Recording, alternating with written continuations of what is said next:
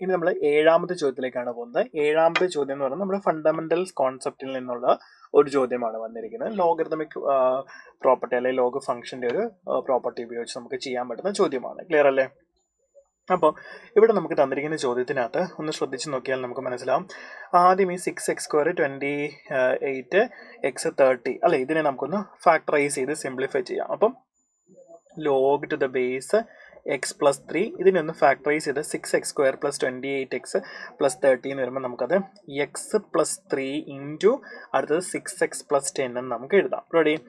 Okay. Then അടുത്തത് 5 - 2 log base 6x + 10.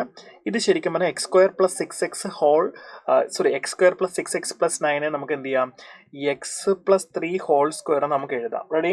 Okay മക്കളെ, അതിനകത്ത് സംശയമില്ലെന്ന് വിചാരിക്കുന്നു. ഇനി ഞാൻ എന്ത് ചെയ്യാൻ പോവാം, ഓക്കെ, ഇത് ബ്രാക്കറ്റ് ഒന്നുകൂടെ കൊടുത്തോട്ടെ, കാരണം ബ്രാക്കറ്റ് കൊടുത്തില്ലെങ്കിൽ പണിയാവും. ഓക്കെ, സോ ഈ സാധനത്തിന് ഞാൻ ഇനി എന്ത് ചെയ്യാൻ പോവാണ്, ഞാനിനി അകത്തോട്ടൊന്ന് ചെയ്യുകയാണ്. അപ്പം ലോഗ് a + ലോഗ് b എന്ന് വരും അല്ലെ, ഇത് ലോഗ് എ ബി എന്നാണ്, ലോഗ് a + b എന്ന് വരും. സോ ഇത് log to the base x + 3 of x + 3 എത്രയാ, 1. ലോഗ് a to a എത്രയാ, 1 ആണ്. ഓക്കെ, പ്ലസ് അടുത്തത് ലോഗ് x + 3, ദെൻ നമുക്ക് 6x + 10 ആണ്.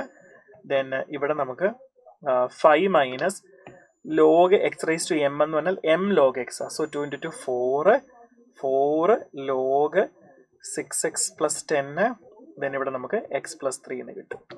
ഓക്കെ, റെഡി മക്കളെ? ഇതിനെ ഞാൻ a എന്ന് കൊടുത്താൽ ഇത് നോക്കിക്കേ, ഇവിടെ ഇതും ഈ ബേസുകൾ തമ്മിൽ തിരിഞ്ഞാ കിടക്കുന്നത്, റിവേഴ്സ് ചെയ്ത് വെച്ചിരിക്കുക. അതായത് ഇവിടെ കിടക്കുന്ന വാല്യൂ ഇവിടെയും ഇവിടെ കിടക്കുന്ന വാല്യൂ ഇവിടെയാണ്.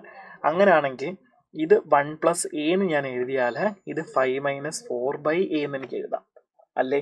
സോ അങ്ങനെയാണ് ഇവിടുന്ന് a + 4/a = 4 എന്ന് എനിക്ക് എഴുതാം. ദാറ്റ് ഈസ് a² + 4 = 16 എന്ന് എനിക്ക് എഴുതാം. സോ a² = എനിക്ക് എത്ര കിട്ടും, ഒരു മിനിറ്റ്, കാൽക്കുലേഷൻ, അയ്യോ ചെറുതായിട്ടൊന്നും പണിപാളി.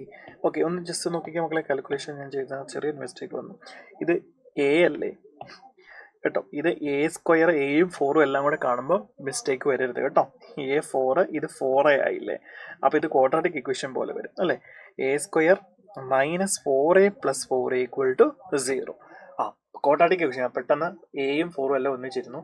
ഓക്കെ, സോ ഇവിടെ നമുക്ക് മനസ്സിലായി 2 × 2 2 2 അല്ലേ. സോ നമുക്ക് എന്ത് കിട്ടും, ഇവിടെ എയുടെ വാല്യൂ നമുക്ക് 2 എന്നായിരിക്കും കിട്ടാൻ പോകുന്നത്. എയുടെ വാല്യൂ നമുക്ക് 2 എന്ന് കിട്ടും. ഓക്കെ, അതിനകത്ത് ഒരു സംശയമില്ല. ക്ലിയർ ആണല്ലോ? റെഡി? അപ്പോൾ നമ്മൾ ഈക്വൽ ആയിട്ടുള്ള റൂട്ട്സുകളാണ് നമുക്ക് കിട്ടിയത്. അപ്പോൾ a2 കിട്ടിയിട്ടുണ്ട് അല്ലേ.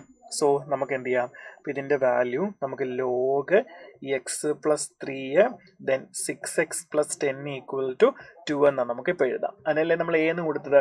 സോ അങ്ങനെയാണെങ്കിൽ ഇവിടെ നമുക്ക് 6x + 10 ആയിരിക്കും, ലോഗിൻ്റെ പ്രോപ്പർട്ടി അനുസരിച്ച് എന്ത് കിട്ടും, x + 3 ഹോൾ സ്ക്വയർ എന്ന് നമുക്ക് എഴുതാം. നോക്കിക്കേ അല്ലേ. സോ അപ്പോൾ നമുക്ക് എന്ത് ചെയ്യാം, ഇവിടുന്ന് ഇനി നമുക്ക് 6x + 10 = x² + 9 + 6x എന്ന് വരാം. ഇത് സോൾവ് ചെയ്ത് നമുക്ക് x² = 1 എന്ന് കിട്ടും.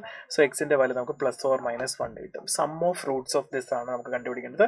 സോ സം = -1 + 1 നമുക്ക് എത്ര കിട്ടും, 0 എന്ന് കിട്ടും. So 0 is the right answer. Option 3 ആണ് നമ്മളോട് ചോദിച്ചിരിക്കുന്നത്. ക്ലിയർ?